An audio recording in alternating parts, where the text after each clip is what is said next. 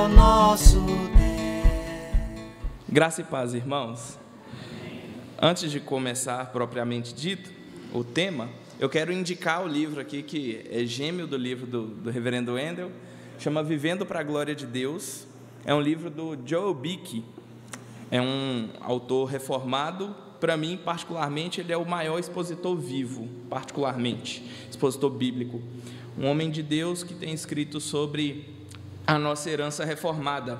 Um dos capítulos, então, ele trata sobre os 5 solas. Esse é o filho, esse é o pai. O pastor Denoel me pediu emprestado para poder escorar a porta. Ele sabe que teologia sistemática não pode fazer isso. Mas eu vou me basear no pai, que é o livro maior do Joel Beeke, mas a indicação fica para os irmãos para uma leitura posterior. Para tratar, então, do Sola Scriptura e do Sola Gratia, eu convido os irmãos primeiro a abrir suas Bíblias em 2 Timóteo, capítulo 3, versos 16 e 17. 2 Timóteo 3, 16 e 17.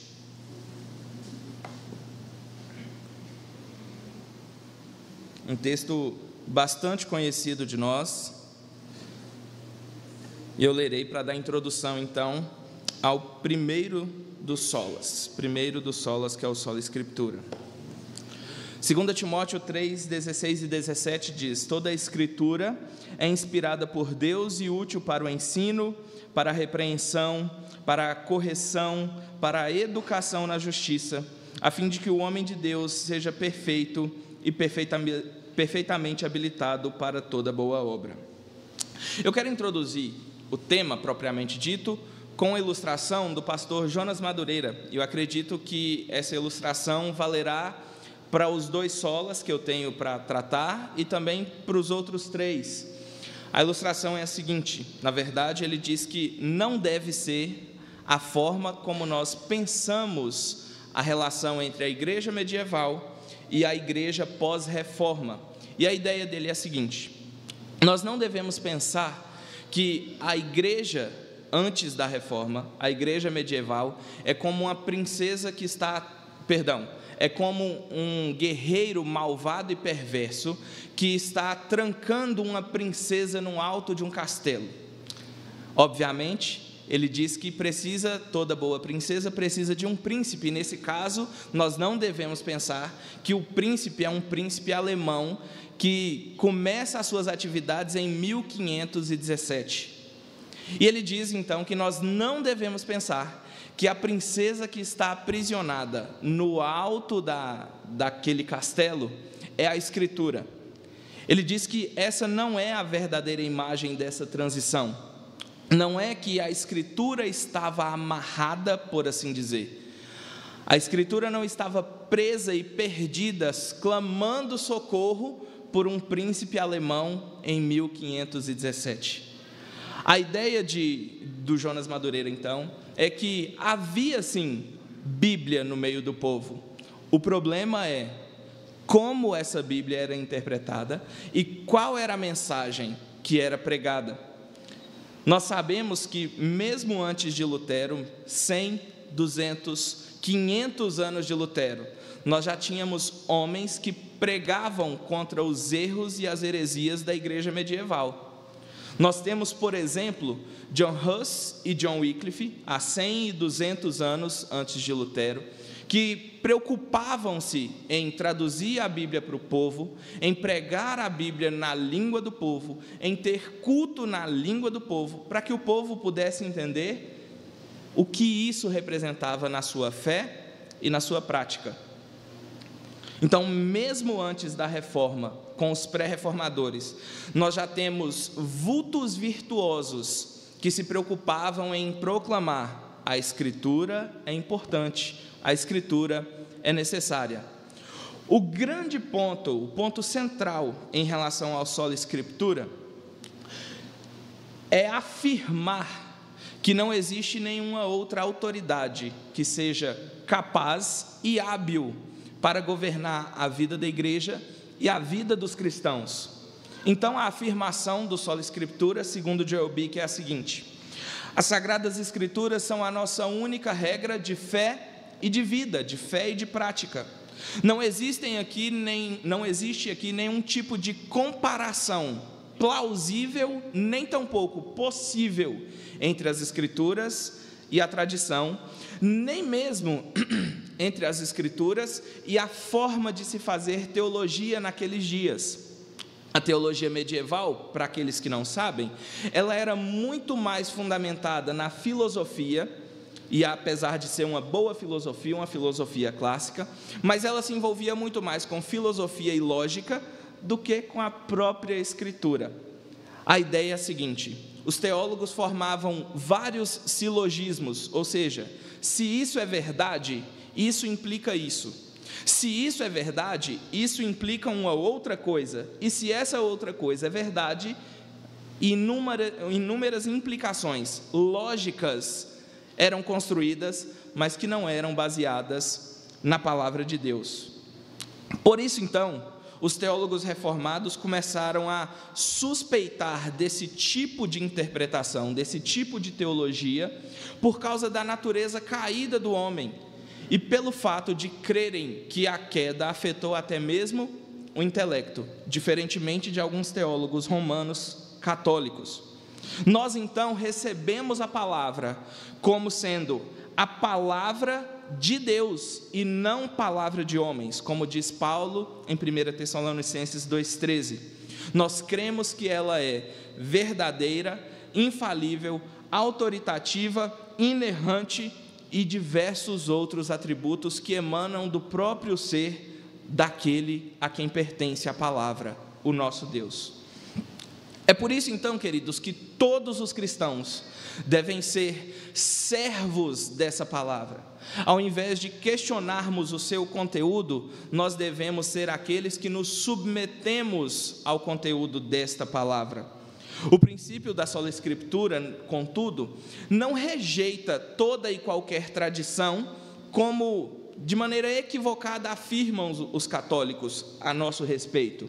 O problema é que toda a tradição cristã, e eu vou até mesmo reduzir esse espectro para toda e qualquer tradição de uma igreja local, toda e qualquer questão de fé, de prática e de vida cristã, devem passar pelo filtro das Escrituras.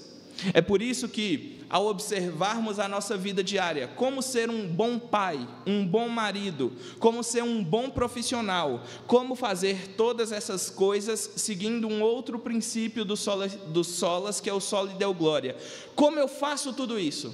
Passando todas essas coisas pelo crivo da Escritura. E, queridos, ter a palavra de Deus como sendo essa autoridade máxima sobre as nossas vidas é fundamental, porque em um mundo pós a queda, em um mundo marcado e manchado pelo pecado, nós jamais teríamos condições de nos achegar até Deus, se Ele mesmo não tivesse se revelado a nós. Algumas perguntas, algumas questões que eu quero então colocar como aplicação de maneira intermediária aqui. Até que ponto nós entendemos corretamente a partir desse princípio e buscamos então viver, amar, orar e ter todas as práticas da nossa vida fundamentadas nas Sagradas Escrituras?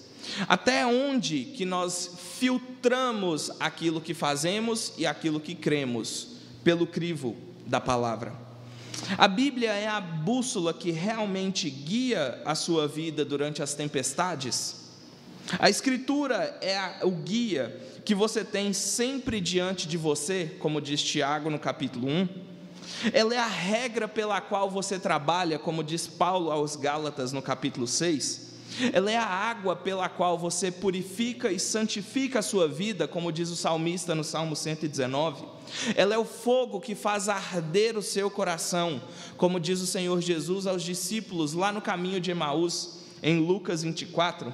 Ela é a espada com a qual você luta a sua vida diária, a sua vida cristã, a sua vida espiritual, como afirma Paulo em Efésios 6.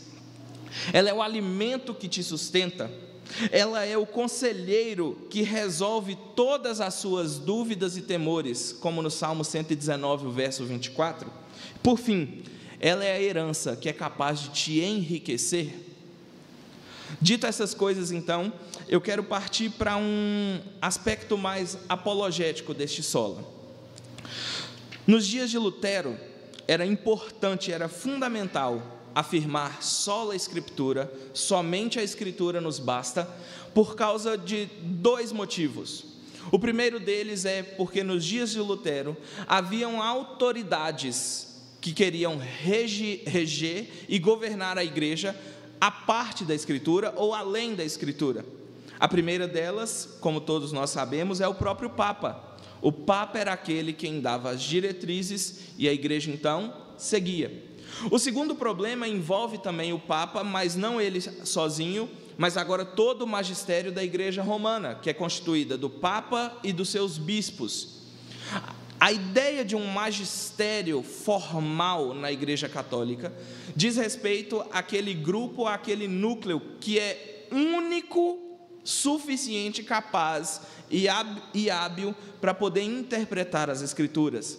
Então, se o magistério da igreja diz que um determinado texto bíblico é interpretado desta maneira, mesmo que outro texto fale diferente, aquele texto deve ser interpretado segundo o magistério da igreja. E quais são os problemas envolvidos aqui? Percebam como a teologia católica trata a questão da revelação. Eu vou ler então alguns aspectos do catecismo da Igreja Católica. Primeiro ponto: a revelação divina foi transmitida de duas maneiras: oralmente, chamada então de tradição sagrada, e de forma escrita, chamada de Sagradas Escrituras. Qual que é o problema com isso? Ambas as quais fluem da mesma fonte divina de revelação sobrenatural. Segundo ponto: a igreja não deriva sua certeza a respeito de todas as verdades reveladas somente das Escrituras. Ambas, Escritura e tradição, devem ser aceitas e honradas com iguais sentimentos de devoção e reverência. Terceiro, o magistério da igreja tem autoridade para interpretar a palavra de Deus, e quando ela define a doutrina, o faz na forma, prestem atenção, na forma de obrigar o povo cristão a uma irrevogável adesão de fé. Quarto, o Papa, como supremo pastor e mestre de todos os fiéis, fala com infalibilidade quando proclama por definitivo ato uma doutrina pertencente à fé ou à moral, e sua doutrina deve ser respeitada com obediência da fé. Quinto e último, até mesmo quando não está fazendo um pronunciamento definitivo, os ensinos do Papa devem ser recebidos pelos fiéis com assentimento religioso. Certamente os irmãos perceberam muitos problemas com isso aqui, em relação àquilo que os reformadores afirmavam.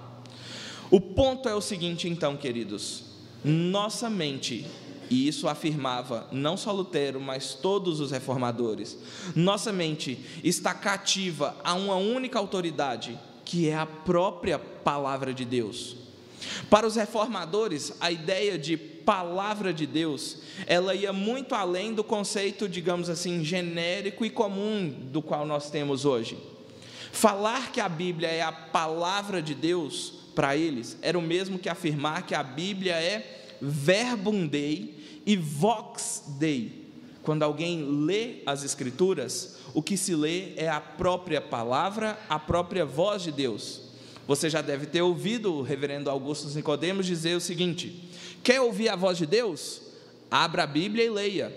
Quer ouvir a voz de Deus de maneira muito alta, audível, em bom som?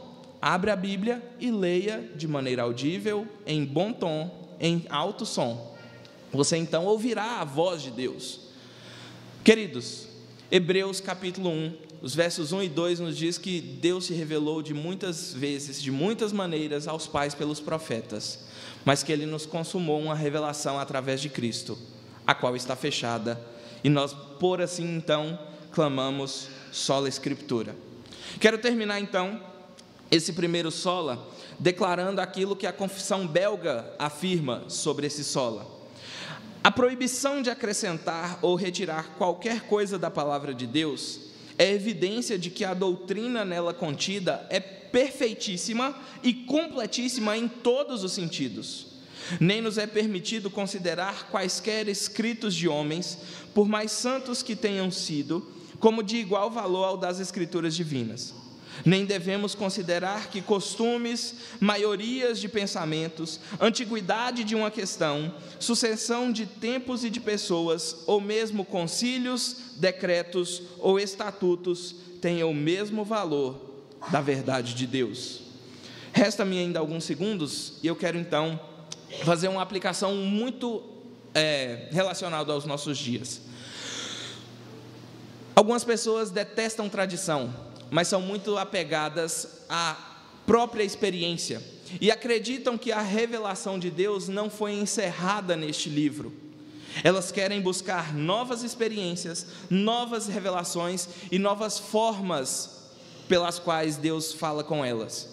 Um segundo problema dos nossos dias é o que afirmou um apresentador de um dos maiores podcasts do Brasil essa semana, quiçá um dos maiores podcasts do mundo, chamado Igor, o apresentador do Podpah.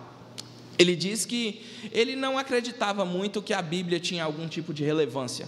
Para ele, a Bíblia é como um livro qualquer e pode ser equiparada em seu conteúdo ao livro da Chapeuzinho Vermelho. Esse é o problema de um mundo totalmente perdido, que por causa do pecado é incapaz de crer que essa é a palavra de Deus e é incapaz de ouvir a voz de Deus. É com essa incapacidade e com essa inabilidade, então, que eu entro no meu segundo sola, o sola gratia.